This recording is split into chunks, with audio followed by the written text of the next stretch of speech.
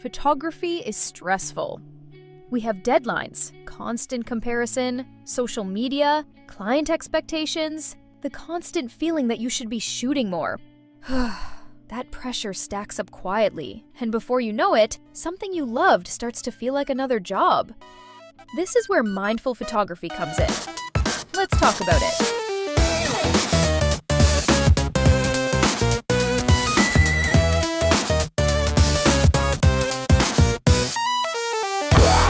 Hey friends, it's your girl Katie, and welcome back to the Get Out and Shoot podcast. Today, we're going to talk about something way more important than gear specs, techniques, and chasing the next shiny thing. Your brain. Yeah, I mentioned it in another podcast, but it's extremely important that we dig a little deeper. I'm talking about your mental health as it pertains to photography. Mindful photography is simple at its core.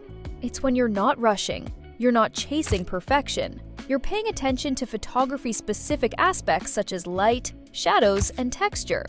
Your focus is on how to create something that sparks emotion. You're engaging with the moment instead of trying to dominate it. And that shift does some really good things to your mental health. First, let's talk about stress. Most of us shoot with our brains in overdrive. We're thinking about exposure, composition, settings, whether the shot will perform well online, and on top of all that, what's going on in our personal lives. That mental noise adds up fast. Mindfulness cuts through that noise. Think of it like slowing the hell down. When you slow down and focus on what's in front of you, your brain gets a break from future tripping and self-judgment. You're not worrying about the edit. You're not worried about the likes. You're just here, right now, making a photograph. Focus on what the light is doing and the shadows it's casting. Just this simple exercise will lower your stress levels. Not in a magical way, but in a very real, practical way. Your nervous system relaxes when you stop multitasking in your own head. Another big one is mood. Creating something, anything, is good for your brain, but mindful creation hits different. You start noticing small things you would have walked past before. Sidelight hitting the landscape, wind moving fabric or the model's hair, a shadow doing something weird and interesting. Those moments spark curiosity, and curiosity is powerful. It pulls you out of autopilot and into engagement, and engagement boosts mood. It reminds you that the world is still interesting, even on days when everything else feels heavy. There's also the gratitude factor. When you practice mindful photography, you stop hunting for epic scenes all the time. You start appreciating what's already around you. Ordinary moments turn into subjects. This is where our brains will appreciate the good things instead of just problems. You become more aware of what's working instead of obsessing over what isn't. Embrace that dopamine release when you see that capture on the back screen. On that note, focus and clarity is another mental health win. We live in distraction hell. Notifications, feeds, messages, everything pulling at your attention non-stop. Ask yourself to focus on one thing, one subject, one moment. That kind of focus is like strength training for your brain. The more you practice it, the easier it becomes to concentrate in other areas of life too. Now, let's talk about something photographers don't like to admit: burnout. Burnout doesn't usually come from shooting too much. It comes from shooting without intention, from feeling like you're always behind, always chasing, always proving something.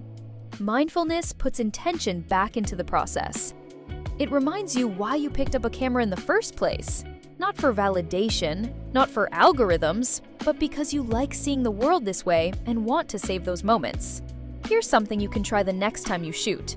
Before you even turn the camera on, stop. Take one slow breath. Just one. Then look around without shooting. No pressure, no rules. Just observe. Notice what pulls your attention and ask yourself why. Is it the light? The shape? The mood? That awareness is the start of mindful shooting. When you do take the photo, don't rush to the next. Adjust slowly. Move your body instead of spinning dials. Let the scene talk back to you. And after you shoot, don't immediately judge the image.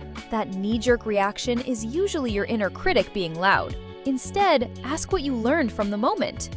That's where growth actually happens. Mindful photography also helps with comparison. which is a huge mental health killer in this space. When you're fully engaged in your own process, other people's work stops feeling like competition. It becomes inspiration. Your value stops being tied to how you stack up against the millions of other photographers who are probably feeling the same way. Another thing worth mentioning is using photography as a form of grounding. On rough days, taking your camera outside and focusing on details can pull you out of spirals. Textures, colors, repetition, patterns. It's a lot. Look, you don't have to make great photos. That's not the point. The act itself is the benefit. Sometimes it's less about what's in the frame and more about how you captured it, how it made you feel, and what it means to you. Over time, mindful photography changes how you see everything. You become more patient, more observant, less reactive, and that spills into your life off camera too. So if you've been feeling burnt out, disconnected, or just exhausted by all the noise, try slowing things down. Let photography be a space where you don't have to perform or prove anything. I know this hits home for some of you, and I want to hear from you. Drop a comment and share how you take care of your mental well-being. This is a topic that keeps coming up in our community, so let's talk about it together. And if you want to go deeper, check out the Patreon. That's where I share longer conversations, practical exercises, and behind-the-scenes thoughts that don't always make it into the podcast. And there's still more to know.